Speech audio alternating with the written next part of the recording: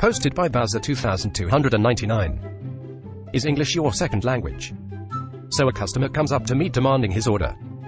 I work in a grocery store called Woolworths in Australia, and our store does online orders for groceries and eBay collection. He didn't say a name or order number or anything. So the first thing I ask him, is it for groceries or for eBay collection, as we have eBay orders delivered to our store for customers.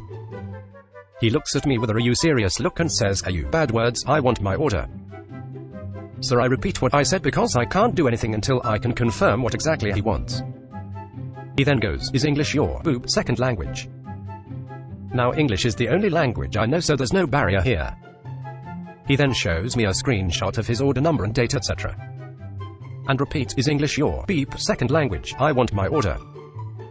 I look at the image, look him straight in the eye and say, "Is English your second language?" For a second he was looking like he was about to jump the counter to get me. Then I continued, "Today is Tuesday, this is for Wednesday," and as quick as the teep and in the quietest he has ever been says, "Oh, sorry," before quickly leaving the store. Hey, I figured this was perfect for this sub on mobile, so sorry about format. Posted by 12-inch meat long. Last week I was working in this sub-development where they're finishing building the last townhome units for the whole project.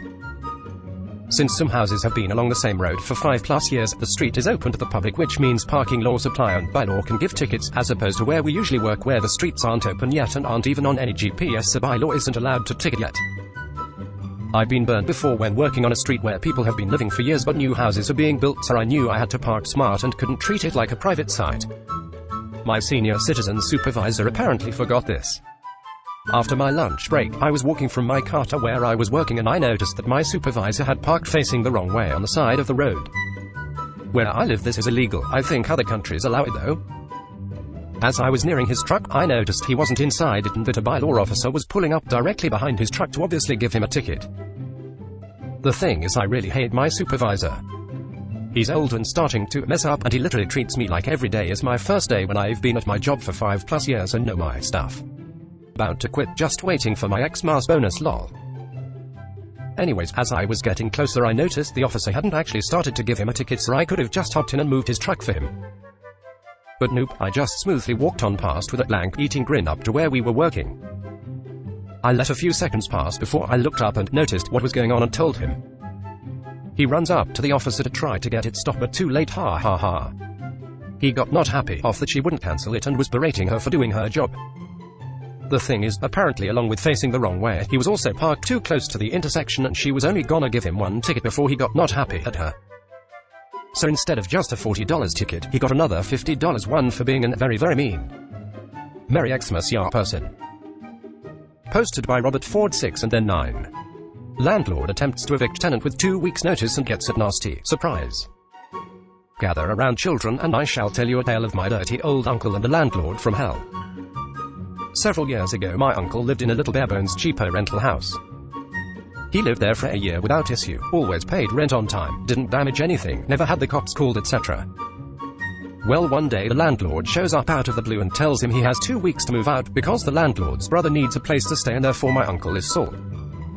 Now my uncle could have probably taken the matter to court since he wasn't given 30 days notice, but he's not the type to do that.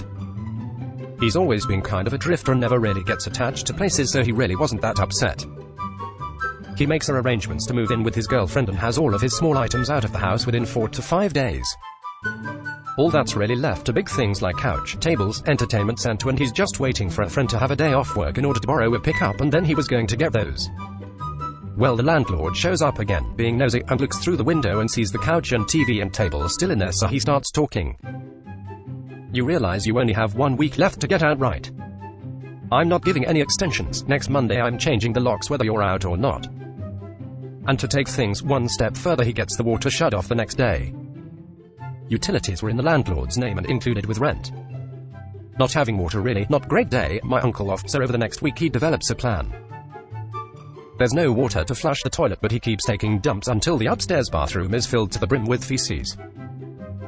Then he moves to the downstairs bathroom and starts working on filling it up.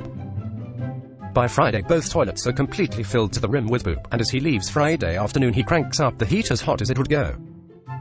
Now my uncle is a Gulf War veteran, during which he was a heavy equipment operator. He drove a bulldozer clearing the highway of death. For those unfamiliar, this was a 6-lane highway between Kuwait and Iraq where a mass of several thousand retreating Iraqis got caught in gridlock and were bombed mercilessly by Allied jets. He drove a bulldozer pushing aside burned-out Iraqi vehicles filled with charred bodies, and he swears the only thing that ever smelled worse than the toy was his rental house as he left that Friday afternoon. Merry Christmas.